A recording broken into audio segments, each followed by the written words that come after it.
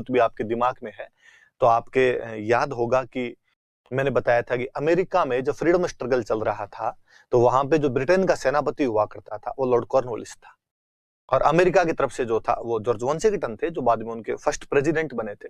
तो कॉर्नवालिस वहां से हार के आया था। मैंने उस दिन भी बात बताई थी कि उसको अपने यहाँ पे इंडिया भेजा गया कि तू इंडिया जा, थोड़ा मूड फ्रेश हो जाएगा, वहां पे हारने की कोई भी संभावना नहीं।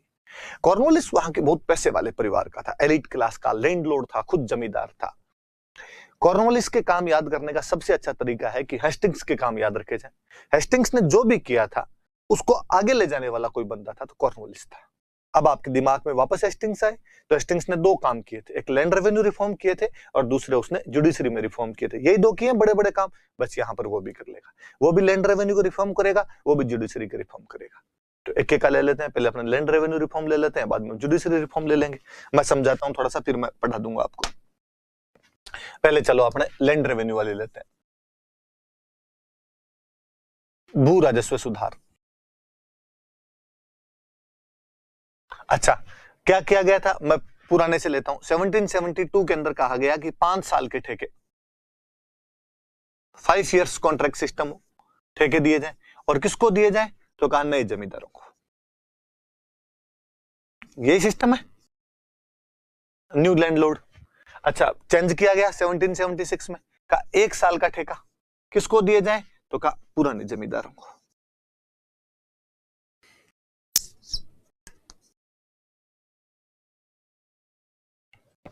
अब इसको आगे चेंज करना है। 1790 तक तो ये व्यवस्था थी, 1 साल वाली व्यवस्था थी। इसने 1790 के अंदर एक व्यवस्था बनाई और कहा कि ये भाई छोटे छोटे ठेके नहीं, 1 साल 5 साल, थोड़ा बंदे को टाइम करने का, वो सॉरी वहां पे क्या बोलेंगे उसको, स्थायी होने का मौका मिलना चाहिए, थोड़ा उसको पैर जमाने का मौका दिया जाना चाहिए। तो कम से कम 10 साल के तो ठेके दो। तो इसने कितने साल के ठेके दिए, 10 साल के। अच्छा, ये जो 10 साल के ठेके दिए जाएंगे तो ये किसको दे, नए को या पुराने को? वो खुद जमींदार था, वो इस बात को समझता था कि यार पुराना जमींदार होता है, उसको सब पता है कैसे क्या सिस्टम चलाना है, कैसे नहीं चलाना है, वो गांव से जुड़ा हुआ है, तो उनके साथ ही अपने तो डील की जानी चाहिए। तो इसने कहा पुराने जमींदारों को दिया जाना चाहिए, इसमें तो कोई डाउट ही नहीं। अब सुनना मेरी बात वापस, 1790 में कहा गया कि 10 साल के ठेके देंगे, पुराने जमींदारों को देंगे, और टैक्स निश्चित कर दिया भाई, ये एक बाउंड्री है, यहां से इतना टैक्स लेके आना, जमींदार को कह दिया भाई इतना टैक्स लेके आना तेरे को यहां से, 10 साल बाद में हम वापस चेक करेंगे कि तुम्हें देना है या नहीं देना है। अच्छा, जितना भी टैक्स होगा उस टैक्स में 1/11 भाग तो तू रख लेना और 10/11 हमें दे देना।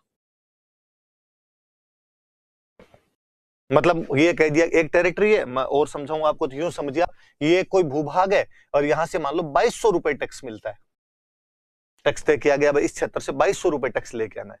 अब जमींदार को 2200 रुपए टैक्स लेना है वहां से, और 1/11 तो खुद को रख लेना है और 10/11 कंपनी को देना है। 1/11 हो जाएगा 200 रुपए और 10/11 हो जाएगा 2000 रुपए।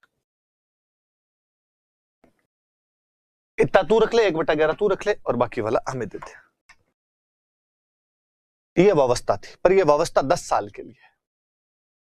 10 साल बाद में हम इसको वापस चेंज करेंगे, हम उसको रिन्यू करेंगे। पर बाद में कॉर्नवालिस ने कहा गया 10 साल क्यों, इस व्यवस्था को लंबा किया जाना चाहिए।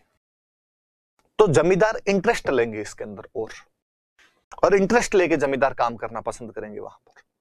तो कब तक करें, का जब तक सूरज और चांद रहेंगे। स्थायी कर दिया जाए इस व्यवस्था को, परमानेंट कर दिया जाए। तो 3 साल बाद 1793 में इस व्यवस्था को स्थायी कर दिया गया, परमानेंट सेटलमेंट, स्थायी बंदोबस्त।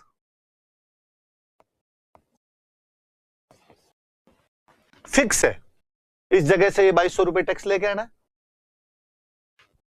जमींदार का हिस्सा और जो कंपनी का हिस्सा था, बेसिकली ये फिक्स किया गया कि जमींदार का हिस्सा 1/11 है और जो कंपनी का हिस्सा है वो 10/11 है, और ये इतना टैक्स लेके आना। और स्थायी का मतलब है कि तू अब मालिक है इसका, एक तरीके से तू स्थायी है, तेरे को 10 साल बाद में हम हटाएंगे नहीं। और कंपनी ने यह भी कहा कि हम जितना टैक्स ले रहे हैं ना, इसमें कोई वृद्धि नहीं करेंगे। कंपनी जितना टैक्स ले रही है उतना ही रखेगी, स्थायी है ये भी। उस जमींदार को कहा तेरे को इतने रुपए ही ला के देने हमें, जमींदार बढ़ा सकता था। जमींदार चाहे तो बाद में जमींदार यहां पर बढ़ा लिया करते कि जमींदार इसको टैक्स को बढ़ा के मान लो कर देता 2500 रुपए, तो अभी कंपनी तो ये 2000 ही लेगी, उसने अपना स्थायी कर रखा है। अब ये 500 किसके पास जाएंगे? तो ये जमींदार के पास चले जाएंगे। मान लो जमींदार ने यहां से टैक्स बढ़ा के कर दिया 2700, कंपनी जो 2000 ही लेगी, बाकी 700 किसके पास चला जाएगा? तो बाकी जमींदार के पास चला जाएगा। और आप यकीन मानिए अंग्रेजों ने 1793 में ये टैक्सेशन शुरू किया था और उन्होंने कहा था हम तो इतना ही लेंगे, स्थायी कर रहे हैं हम, तुम्हें स्थायी कर रहे हैं, तू ही लेगा, तेरे अलावा दूसरा कोई नहीं लेगा, हम इतना ही लेंगे, ये स्थायी कर रहे हैं। टिल 1954 तक ये व्यवस्था थी। अंग्रेजों ने 1947 तक यहां पे टैक्स की टिक्की नहीं बढ़ाई। उन्होंने कहा यही चलना चाहिए। जमींदार बीच बीच में बढ़ाया करते थे। इसलिए हम आगे पढ़ेंगे कि बंगाल के अंदर तो किसानों ने आंदोलन इस बात के लिए किए थे कि हमें अंग्रेजों के नीचे दो, जमींदारों के नीचे मत दो, हमसे डायरेक्ट अंग्रेज टैक्स ले लें, ये भले हैं बापड़े, ये जमींदार बीच बीच में टैक्स बढ़ा के ये खा जाते हैं। पर इस व्यवस्था में इस भू राजस्व को स्थायी कर दिया गया था, इसलिए इस व्यवस्था को कहते हैं स्थायी बंदोबस्त, परमानेंट सेटलमेंट कहा जाता है। आपसे प्रीलिम्स में सीधा सीधा क्वेश्चन आएगा, स्थायी बंदोबस्त व्यवस्था किसके द्वारा लागू की गई थी? परमानेंट सेटलमेंट सिस्टम किसके द्वारा इंप्लीमेंट किया गया था? Lord Cornwallis. कब किया गया था? 1793, 1793 के अंदर लागू किया गया था यह व्यवस्था। तो याद रह जाएगी बात आपके। कहां लागू की गई थी? तो बंगाल में लागू की थी। कुछ भाग आपके नॉर्थ कर्नाटका का था, थोड़ी सी ये बनारस के अंदर भी लागू की गई थी। कुल मिला के ब्रिटिश इंडिया जो हुआ करता था उसका ये 19% एरिया था। ब्रिटिश इंडिया के 19% एरिया पे स्थायी बंदोबस्त लागू किया गया और जमींदार को कहा गया तू भूमि का मालिक है, तेरी है ये जमीन, जो डील करना तू कर, हम तेरे से डील करेंगे। मतलब जमींदार को खूब सारी पावर दी गई थी, इसलिए इस व्यवस्था का नाम जमींदारी व्यवस्था भी है। जमींदारी व्यवस्था भी इसको कहा जाता है, जमींदारी सिस्टम, इंग्लिश में भी जमींदारी सिस्टम ही कहेंगे। इस व्यवस्था का ड्राफ्ट जिस बंदे ने तैयार किया था उस बंदे का नाम था जॉन सोर, तो इसको जॉन सोर व्यवस्था भी कहते हैं। तो दोनों तीनों नाम याद रखना, परमानेंट सेटलमेंट सिस्टम या स्थायी बंदोबस्त व्यवस्था, फिर जॉन सोर सिस्टम, क्योंकि जॉन सोर इसका ड्राफ्ट तैयार करता है। जमींदार को भूमि का मालिक बनाया गया, ओनर ऑफ लैंड बनाया गया, तो इसको जमींदारी सिस्टम भी कहा जाता है। कॉर्नवालिस ने दो काम किए। 1790 में उसने 10 वर्षीय ठेका प्रणाली लागू की थी, जिसको 1793 में स्थायी कर दिया गया था। जमींदारों को भूमि के पूरे अधिकार दे दिए गए, कंपनी ने अपना भू राजस्व स्थायी कर दिया था, हम इतना ही लेंगे। और शुरुआत में जो ये किया गया था उसका आधार ये था कि कंपनी तो रखेगी 10/11 और जमींदार को दिया जाएगा 1/11। जमींदार 1/11 लेगा और जो कंपनी है वो 10/11 लेगी। हालांकि बाद में जमींदार बढ़ा दिया करते थे, पर कंपनी को वो लाभ का हिस्सा नहीं मिलता था और जमींदार ही अपने पास रख लिया करता था। कंपनी ने एक बार कहा कि स्थायी तो स्थायी, कंपनी ने बाद में कोई भी चेंज नहीं किया था, अंग्रेजों ने इसमें कोई भी चेंज नहीं किया था। पढ़ते हम क्या है, लिखा हुआ जाएगा। Land revenue reforms in 1798 10 years contract system was started. 10 साल का जो प्रणाली है वो लागू की गई and contracts were given to traditional landlords, जो पुराने जमींदार थे उनको ये कॉन्ट्रैक्ट दिए गए। अपने याद रखने वाली बात ये, in 1793 AD this system was made permanent, इस व्यवस्था को स्थायी कर दिया गया and it is called as permanent settlement. इसलिए इस व्यवस्था को क्या कहा जाता है? परमानेंट सेटलमेंट कहा जाता है। इन this system land revenue of company was made permanent, ये मैंने बता ही दिया, कंपनी के भू राजस्व को स्थायी कर दिया गया था। और वापस, in this system landlord was made owner of land, उसको भूमि का मालिक बना दिया गया था। So it is called as zamindari system. एक नाम और आ गया इसका, zamindari system. Drafted by John Shore, इसका जो प्रारूप है वो जॉन सोर ने तैयार किया था, इसलिए इसको जॉन सोर व्यवस्था भी कहते हैं। सारे नाम मैंने बता दिए। 19% एरिया पे लागू होती थी ब्रिटिश इंडिया के। बंगाल, उत्तरी कर्नाटक और बनारस। कंपनी का भाग कितना होगा? 10/11। जमींदार का भाग कितना होगा? 1/11। अभी जो चीजें बताई वो सारी ये बात आपकी। क्या क्या चीजें थी परमानेंट सेटलमेंट में? पहले 1790 में 10 साल का है, 1793 में उसको स्थायी किया गया। जॉन सोर ड्राफ्ट तैयार करता है, लॉर्ड कॉर्नवालिस इसको लागू करता है। 19% एरिया पे लागू है। जमींदार भूमि का मालिक है, जमींदार का भाग 1/11 है, कंपनी का भाग 10/11 है। अपने मेंस में पूछ ले कि भाई इससे क्या लाभ हुए, क्या हानियां हुई। तो अपने कहेंगे भाई लाभ तो किसको होंगे, तो हम कहेंगे अंग्रेज लागू कर रहे हैं, तो अपना सीधा सा मॉडर्न इंडिया का फंडा है कि अंग्रेजों को जितनी गालियां निकाली जाएगी मॉडर्न इंडिया में उतने ही नंबर अच्छे आ जाएंगे। तो हम कहेंगे लाभ, कोई भी काम करेंगे तो अंग्रेज किस लिए करेंगे, तो अपने लाभ के लिए करेंगे। तो लाभ किसको होंगे, तो कंपनी को होंगे, अंग्रेजों को होंगे। हानियां किसको होगी, तो हमें होगी। तो हमें तो हानियां हुई, उनको लाभ हुए। तो क्या क्या चीजें थी वो अपने पढ़ लेते हैं। तो स्थायी बंदोबस्त से कंपनी को क्या लाभ हुए, मैं फिर बताता हूँ थोड़ी बातें आपके, थोड़ी हम पढ़ लेते हैं, थोड़ी बाद में अपने कर लेंगे आगे। मैं समझा देता हूं, फिर इसमें जो लिखी हुई है वापस पढ़ लेंगे। कंपनी को लाभ, देखो सबसे बड़ी चीज तो ये नहीं लगती आपको कि कंपनी का एक तो समय बचा और एक धन बचा, इन दोनों की बचत हुई। पहले हर साल ठेके देने, बोलियां लगवानी, किस किस जमींदार को दिए जाएंगे, कागज पानड़े पूरे तैयार करने। मतलब कंपनी को एक पूरा रेवेन्यू डिपार्टमेंट सेट करना पड़ता था, खूब सारे कर्मचारी रखने पड़ते थे, वो जमींदारों का पूरा डील रखते, कितने में ठेका छूटा है, कितने रुपए आ गए, कितने रुपए नहीं आए, अगले साल वापस वही माथापच्ची। अब जब आपने स्थायी कर दिया तो उस विभाग में अब अधिक कर्मचारियों की आवश्यकता नहीं है।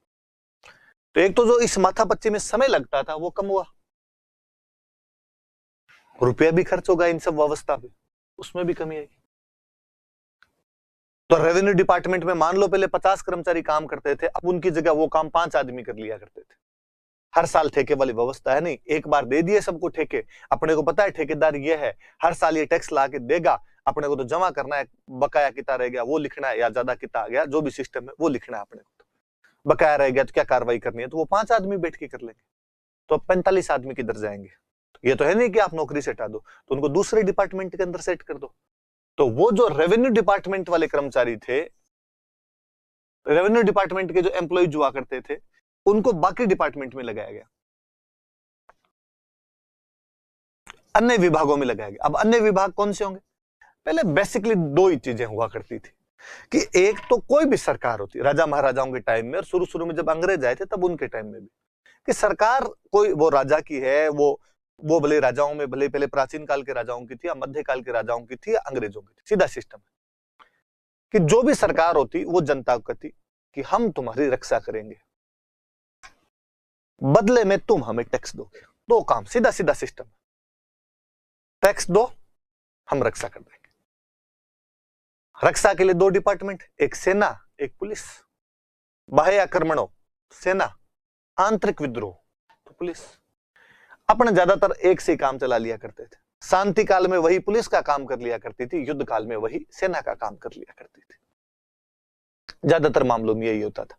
तो कुल मिला के दो डिपार्टमेंट है, एक रेवेन्यू डिपार्टमेंट, एक लॉ एंड ऑर्डर, एक कानून व्यवस्था का विभाग है और एक राजस्व का विभाग है।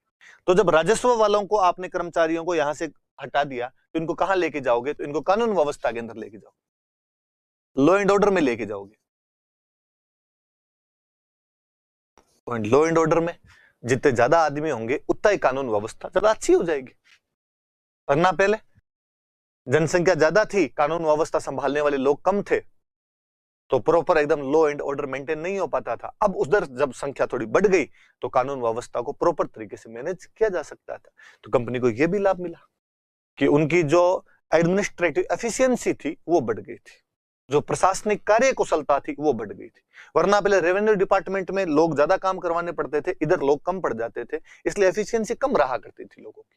अब उधर लोगों की कम ही आवश्यकता है तो बाकी वालों को इधर लेके जाओ। फिर तीसरी वो बात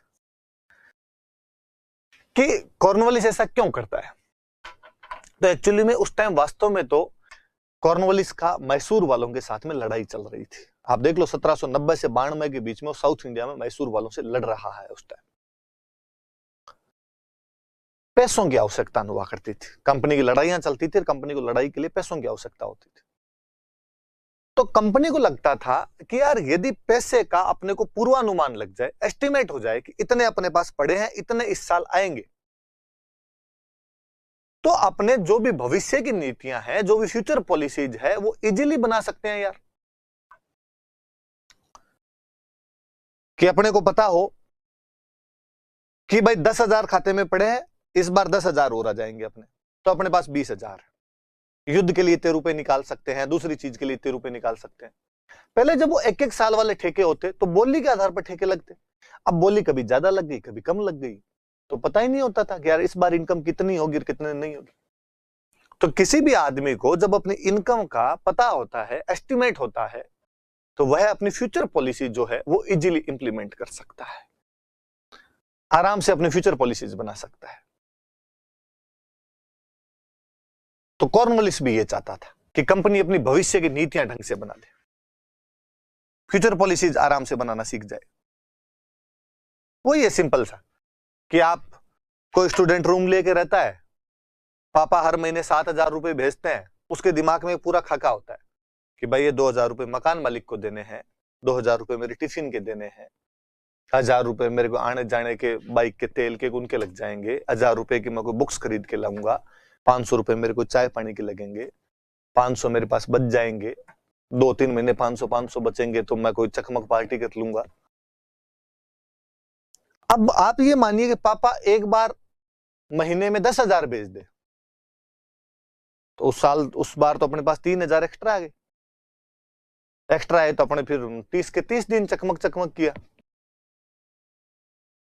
अगली बार पापा ने 1,700 रुपए भेजे तो फकाकासी की हालत हो गई।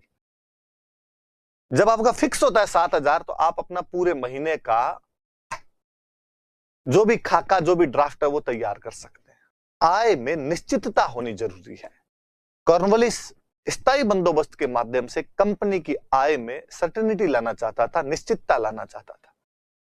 और क्या बात होगी, और क्या फायदा होगा?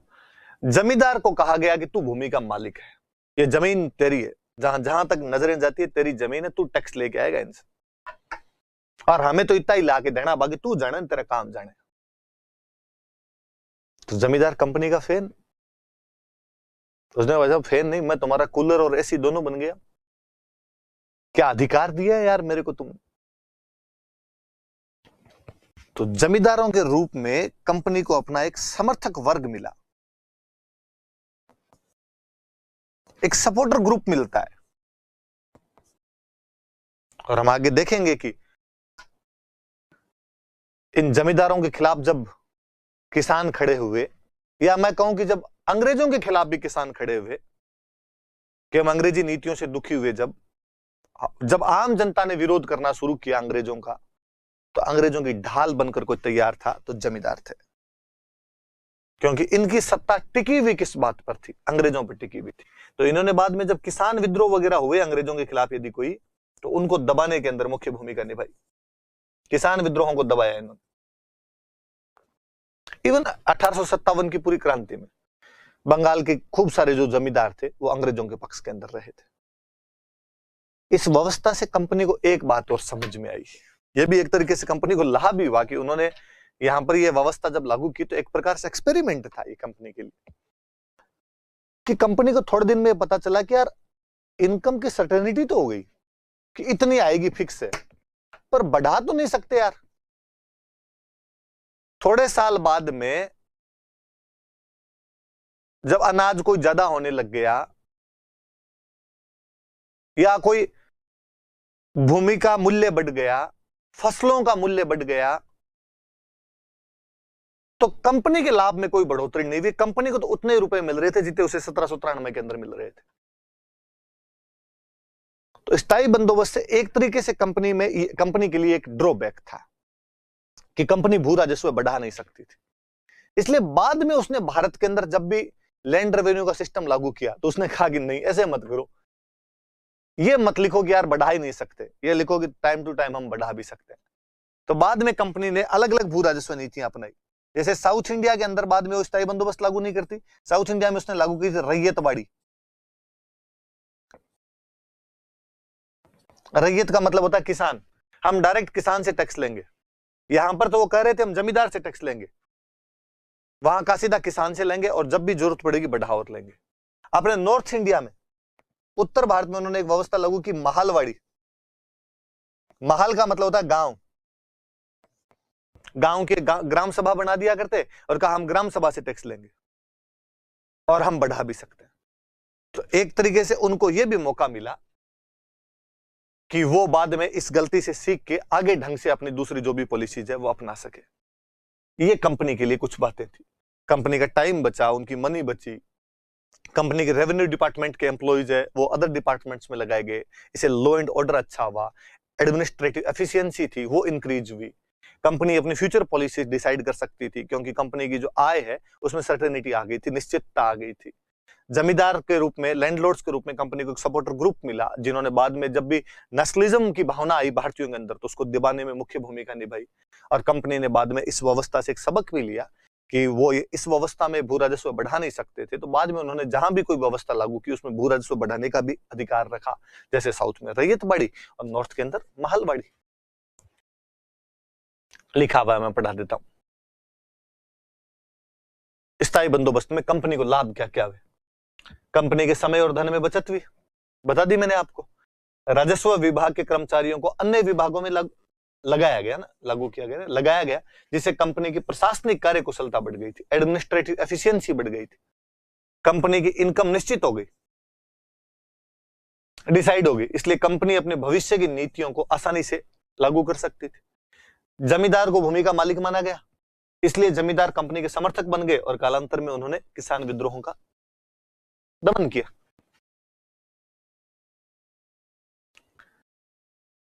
इस प्रणाली में कंपनी को तात्कालिक लाभ तो खूब सारे हुए, लेकिन दीर्घकाल में कंपनी को नुकसान हुआ क्योंकि कंपनी भू राजस्व नहीं बढ़ा सकती थी। पर इस नुकसान से भी कंपनी ने एक सबक सीखा, इसलिए कंपनी ने भविष्य में नई भू राजस्व नीतियां अपनाई, जैसे साउथ इंडिया में रैयतबाड़ी और नॉर्थ इंडिया में महलबाड़ी। इनकी बात मैं आगे और करूंगा, जब हम लॉर्ड हेस्टिंग्स पढ़ेंगे तब इनकी भी पूरी पूरी बातें करेंगे। इसलिए यहां पर यूं लोड मत लेना कि केवल नाम नाम लिखवा दिए, समझाया तो हमें है ही नहीं, समझाएंगे, पूरा समझाएंगे ये भी। अब स्थायी बंदोबस्त से किसानों को हानियां, कि भाई किसानों को इससे क्या क्या फर्क पड़ा। मैंने कहा हानियां अपने पर लेनी है, फायदे अंग्रेजों को देने हमेशा। नॉर्मल सोचो, सीधा सीधा सा सोचो आपने कि क्या क्या हो सकता है। मैं बोर्ड पे नहीं लिख रहा, मैं यूं समझाता हूं आपको कि भू राजस्व व्यवस्था है, भू राजस्व मतलब टैक्स, टैक्स की व्यवस्था है।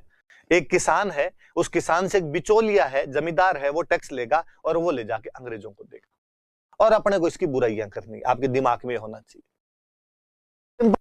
चलो मैं बोर्ड पे बता देता हूं ताकि आपका यूं थोड़ा दिमाग लगे उस तरफ। लॉसेज लिखने अपने को, हानियां लिखनी, क्या क्या हो सकता है। सिंपल सिंपल बात है कि टैक्स है, किसानों को क्या नुकसान हो सकता है कि एक तो टैक्स ज्यादा हो, अपने कहना कि साहब टैक्स बहुत ज्यादा लगा दिया गया था किसानों पे, तो ज्यादा टैक्स देना पड़ेगा किसान को, तो किसान को फायदा होगा या घाटा होगा, तो किसान को घाटा होगा। फिर हम ये कह सकते हैं कि इस टैक्स को वो समय समय पर बढ़ा और देते थे। जमींदार की जब जी में आती, कंपनी ने कहा था कि हमारा भाग निश्चित है, पर जमींदार तो बाद में बढ़ाने लग गया था अपना, तो उसके नीचे दबने लग गए। फिर टैक्स में और क्या चीज हो सकती है, बहुत स्ट्रिक्टली कलेक्ट किया जाता, पहले ऐसा सिस्टम नहीं हुआ करता था। अंग्रेज इस मामले में पक्के, 1 तारीख को टैक्स आ जाना चाहिए तो 1 तारीख को टैक्स आ जाना चाहिए। अब इसमें इधर की कोई भी हेर फेर नहीं थी, तो किसान, पहले ऐसा नहीं था। पहले जब राजा महाराजाओं का टाइम हुआ करता था तो भाई इस बार किसान के फसल कम हुई तो टैक्स थोड़ा कम भी कर दिया करते थे, या इस बार बंदे ने कहा 10 तारीख को देना था, बंदे ने, गांव का जमींदार होता उसको कहता थोड़ा बहुत ऊपर नीचे देखो यार 15 तक ले लेना, वो कहता ठीक है भाई 15 को दे देना। अब यदि जमींदार को कहता भी कि 15 को दे देना, जमींदार कहता वो ऊपर वाले बापू मानेंगे नहीं, वो कहते हैं इस तारीख को लेके आ तो इस तारीख को देना पड़ेगा, तो मैं इसमें कुछ नहीं कर सकता तुम्हारे। तो वो जो मानवीय संवेदनाएं, भावनाओं वाला सिस्टम था वो खत्म हो गया था। टैक्स ज्यादा था, टाइम टू टाइम जमींदार टैक्स और बढ़ा दिया करते थे, जो टैक्स लेने का तरीका था, जो कलेक्शन का तरीका था, वो बहुत स्ट्रिक्ट कर दिया गया था। एक सीधा सीधा सा तो 2-3 नुकसान तो ये दिख रहे हैं अपने किसान के ऊपर। फिर हम कहेंगे कि जब जमींदार को यह कह दिया गया कि तू भूमि का मालिक है, तेरे साथ कोई छेड़छाड़ होगी नहीं। जब भी किसी आदमी को यह कह दिया जाता है ना कि तू परमानेंट है, तुझे कोई नहीं हटा सकता, तो आदमी सबसे पहले कामचोर बनता है। जब ये छड़ी होती है ना ऊपर कि काम नहीं करोगे तो भगा दिए जाओगे, तो आदमी काम ज्यादा करना पसंद करता है। मानवीय प्रवृत्ति है, स्वभाव है। आप सब जगह देखते हैं, इस बात को ज्यादा एलिब्रेट करने की आवश्यकता नहीं है। आप अपने आसपास नजर घुमाएंगे तो ऐसे खूब सारे उदाहरण मिल जाएंगे अपने को। अब जमींदार को कह दिया गया कि तू स्थायी है, तेरे को कोई नहीं हटाएगा। वो टैक्स और बढ़ा लिया करता था, इसलिए जमींदार ने गांव में रहना ही बंद किया। उन्हें फिर अपने कलकत्ता जाके बसेंगे। अपने 200 रुपए तो फिक्स है जो आ रहे हैं, ये तो कहीं जाने नहीं है हर साल। उसने आगे किसी आदमी को पकड़ा, कहा मैं तो कलकत्ता जाके कोई बिजनेस करूंगा, ये टैक्स तू ले लिया कर, आधे आधे, 100 तेरे 100 मेरे। तो यार फोकट में बैठे बैठे अपने 100 आ जाएंगे, गांव में क्या करना है, फिक्स तो कर ही दिया सिस्टम। वो जो 100 वाला था जो गांव में रहा, उसको थोड़े दिन बाद लगा यार अपने भी फिक्स ही है ये तो, वो और आसपास में दूसरे जगह पे जाके बैठा कहीं पे, उसने किसी तीसरे को लिया का 50-50। धीरे धीरे ये सिस्टम हो गया था कि वास्तविक जमींदार और किसान के बीच में 10 इंटरमीडिएट्स थे। एब्सेंटी लैंडलॉर्ड बोलते थे उनको, अनुपस्थित जमींदार। एक सीरीज बन गई, और किसी व्यवस्था में जितनी ज्यादा सीरीज होगी ना, ऐसे भ्रष्टाचार के चांसेस उतने ही ज्यादा बढ़ जाएंगे। कि हर आदमी अपना प्रॉफिट ज्यादा लेना चाहेगा, तो जितना ज्यादा लंबी सीरीज होगी उसमें हर आदमी का वो शेयर बढ़ाना पड़ेगा आपको। अब ऊपर वाला बैठा बैठा कहता है 100 में पार नहीं पड़ रही, थोड़ा बढ़ाओ, तो नीचे वाले कहता, नीचे वाला उसको कहता, उसको कहता, उसको कहता, सब अपना अपना अपना अपना बढ़ाते। किसान पर वो बहुत भारी पड़ता। तो अनुपस्थित जमींदार, एब्सेंटी लैंडलॉर्ड्स, इंटरमीडिएट्स,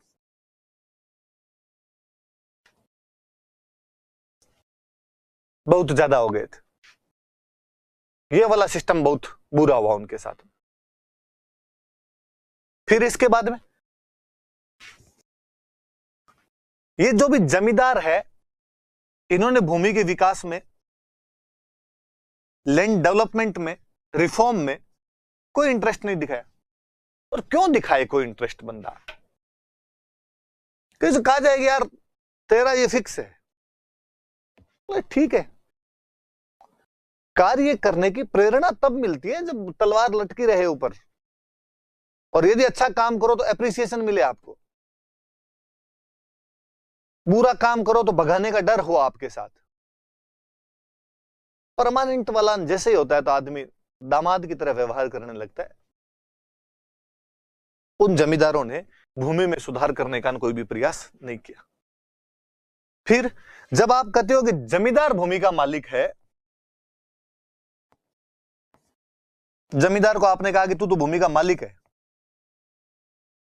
जो खेत में काम नहीं करता वो उस खेत का मालिक है, तो जो खेत में काम करता है, जो किसान है, जो वास्तविक वहां पर खेती करता है, वो मजदूर बन गया बेचारा।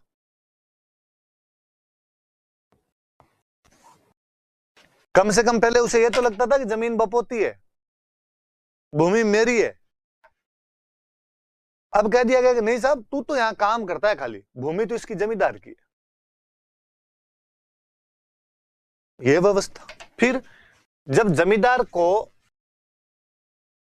अंग्रेजों का सहयोग मिला तो उसका समर्थक बना। समर्थक बना तो जो उधर वालों के लिए लाभ है, किसान विद्रोह दबाए, वो इधर वालों के लिए हानि नहीं होगी क्या? पीजेंट मूवमेंट जितने भी हुए, उनको दबाने में मुख्य भूमिका निभाई। सिंपल सिंपल बात।